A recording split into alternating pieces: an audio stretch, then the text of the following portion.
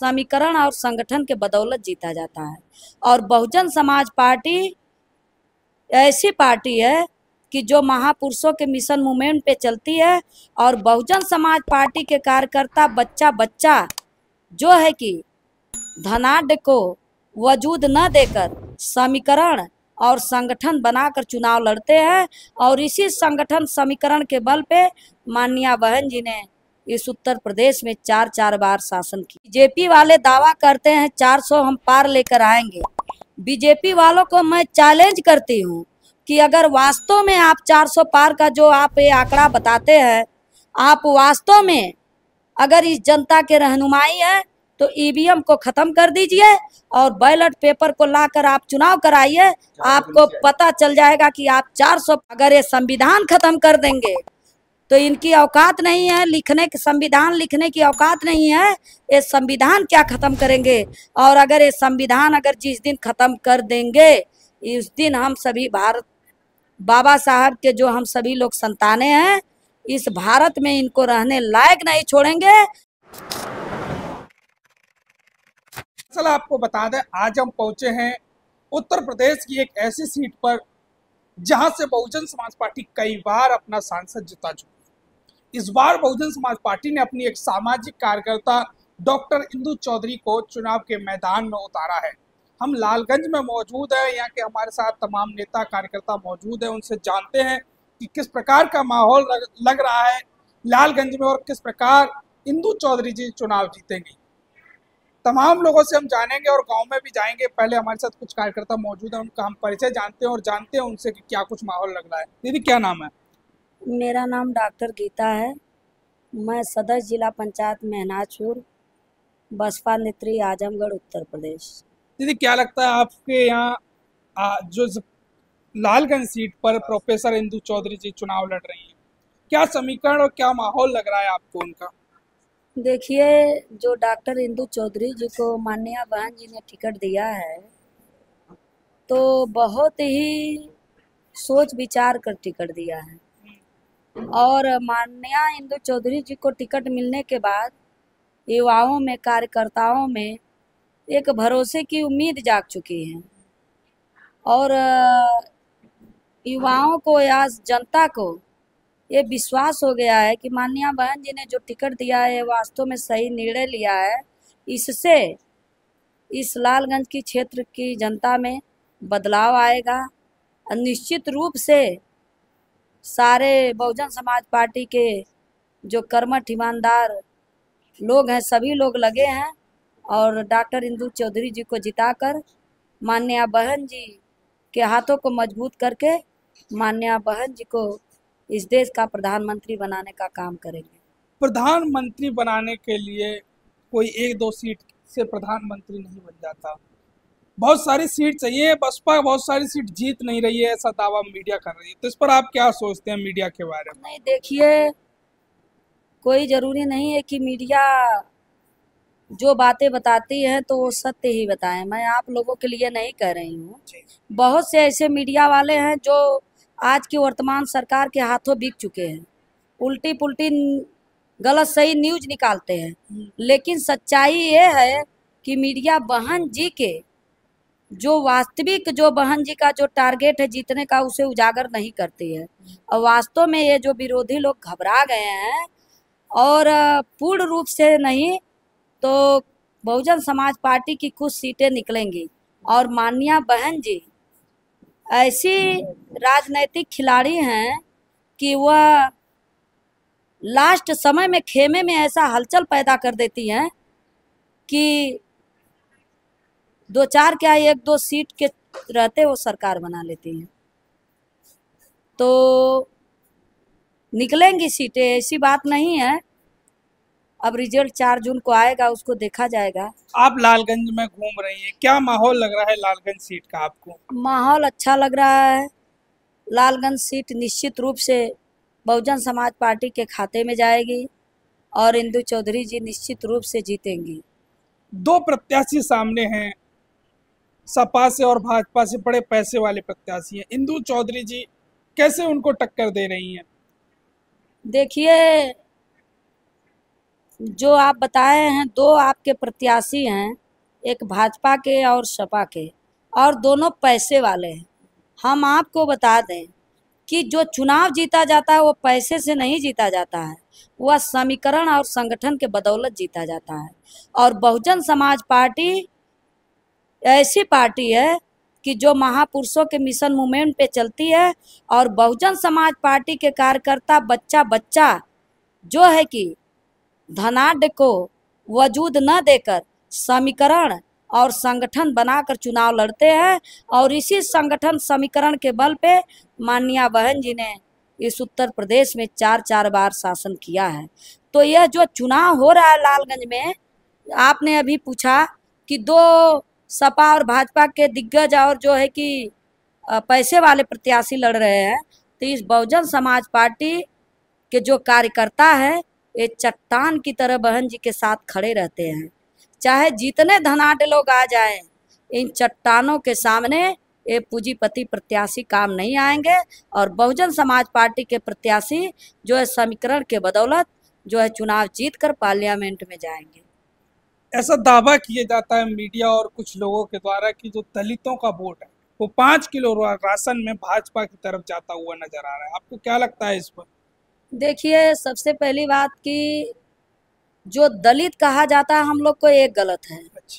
पहली बात तो मैं आपको भी बता दूं, आप मीडिया बंधु हैं, कि कहीं भी जाइएगा तो आप किसी से दलित शब्द का क्वेश्चन मत करिएगा, क्योंकि बाबा साहेब डॉक्टर भीमराव अंबेडकर ने जो संविधान लिखा है उस संविधान में कहीं भी दलित शब्द का प्रयोग नहीं किया है। बाबा साहब ने जो ये सदियों से अधिकार वंचित समाज के लिए, जो पिछड़े समाज के लिए, अनुसूचित जाति, जनजाति, अल्पसंख्यक, ऐसा शब्दों का प्रयोग किया है। तो संवैधानिक रूप से दलित जो आप कहते हैं उनको अनुसूचित जाति या जनजाति कहिए। और रह गई बात, मैं आप राशन वाली बात पूछे हैं, तो जो ये राशन देती है बीजेपी सरकार, ये कोई अपने घर से नहीं देती है। ये जो 5 किलो राशन देते हैं ये लोग, जो हमारे गरीब भाइयों को, अनुसूचित जात जनजात के लोगों को, यह इन्हीं के टैक्स का जो ये हमारे जनता के टैक्स के पैसों का ही वह राशन देती है। वो कोई अपने घर से या नहीं वो राशन देती है, तो हमारे पैसे का राशन है। वो भी पूर्ण रूप से हमको जो है कि राशन नहीं मिल पाता है। आप बताइए, 5 किलो जो राशन की बात करते हैं वो भी पूर्ण रूप से किसी भी जो है कि राशन कार्ड धारक को एक जो यूनिट पे वो भी पूर्ण रूप से नहीं मिलता है। और उसमें भी जो कोटेदार होते हैं वो कटौती करके 5 किलो कहते हैं, वो पूर्ण रूप से राशन न देकर 3 किलो 4 किलो इससे ज़्यादा खा जाते हो, बीच में खा जाते हैं। और दूसरी बात, ये फिर मैं कहना चाहूँगी कि ये बीजेपी अपने घर से राशन नहीं देती है, ये हमारे ही गरीब भाइयों के जो टैक्स शुल्क का जो पैसा है उसी का वो राशन हम लोगों को वितरण करती है। बीजेपी वाले कह रहे हैं कि अब हम 400 पार लेकर आएंगे और विपक्ष का सुपड़ा साफ। बीजेपी वाले झूठ बोलते हैं, हम 400 पार लेकर आएंगे। 400 पार तो नहीं लेकर आएंगे, हाँ कुछ उनकी सीटें निकल सकती हैं, लेकिन रह गई बात, जो बीजेपी वाले दावा करते हैं 400 हम पार लेकर आएंगे, बीजेपी वालों को मैं चैलेंज करती हूँ कि अगर वास्तव में आप 400 पार का जो आप ये आंकड़ा बताते हैं, आप वास्तव में अगर इस जनता के रहनुमाई है तो ईवीएम को खत्म कर दीजिए और बैलेट पेपर को लाकर आप चुनाव कराइए। आपको पता चल जाएगा कि आप 400 पार होते हैं कि 400 के बगल में जो 4 के बगल में जो 2 शून्य होता है वह 2 शून्य क्या 1 शून्य पे आ जाएंगे। वो तो कह रहे हैं 400 पार कर दीजिए और संविधान बदल देंगे। वही तो मैं कह रही हूँ कि ईवीएम को हटा दें तो वह 0 पे आ जाएंगे और 400 का उनका जो घोषणा है वो खत्म हो जाएगा। और रह गई संविधान बदलने की बात, संविधान लिखने की तो इनकी कुर्बत नहीं थी। जब यही पंडित जवाहरलाल नेहरू इस देश के प्रधानमंत्री बनते हैं तो वो घबरा जाते हैं कि यह देश कैसे चलेगा। तब वो अन्य देशों में जाकर सिफारिश करते हैं, घूम घूम कर कहते हैं कि हमको अपने देश के संविधान की फोटोकॉपी दीजिए, हमें उसी के देश पे अपने भारत का संविधान बनाना उसी के आधार पे। लेकिन जब उनको कहीं कुछ नहीं मिला तो ब्रिटेन में महारानी एलिजाबेथ थी और उन्होंने प्रधानमंत्री से कहा कि आपके देश में बहुत बड़े विद्वान बाबा साहब डॉक्टर भीमराव अम्बेडकर बैठे हैं, आप उनसे जाइए, भारत का संविधान बनवाइए।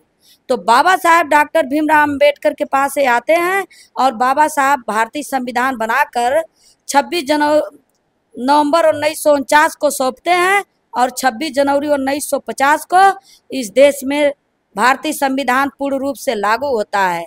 तो मैं बीजेपी वालों को बताना चाहती हूँ कि आज उसी संविधान के आधार पर हमारे देश का कारोबार चलता है। आज उसी संविधान के आधार पर हमारे हर स्टेटों की चुनाव प्रणाली कराई जाती है। आज उसी संविधान के आधार पर योगी जी जो है कि लखनऊ में और मोदी जी दिल्ली में बैठे हैं। अगर ये संविधान खत्म कर देंगे तो इनकी औकात नहीं है, संविधान लिखने की औकात नहीं है। ये संविधान क्या खत्म करेंगे? और अगर ये संविधान जिस दिन खत्म कर देंगे, इस दिन हम सभी बाबा साहब के जो हम सभी लोग संतानें हैं, इस भारत में इनको रहने लायक नहीं छोड़ेंगे। इनको लखनऊ और दिल्ली से घसीट कर एक लोग को मठ पे, एक लोग को गुजरात हम लोग भेज देंगे। तो हम आपके लालगंज क्षेत्र और आजमगढ़ क्षेत्र में कल से घूम रहे हैं। लगातार जो आपके समाज के लोग हैं उनकी स्थिति बहुत दयनीय लग रही है हमको। क्यों नहीं विकास हो पाया बहुजन समाज का? देखिए, माननीय बहन जी अपने 4 साल के अल्पकालीन शासन काल में बसपा सुप्रीमो बहन कुमारी मायावती जी अपने 4 बार के अल्पकालीन शासन काल में जो उत्तर प्रदेश के दशा और दिशा दोनों बदल दी।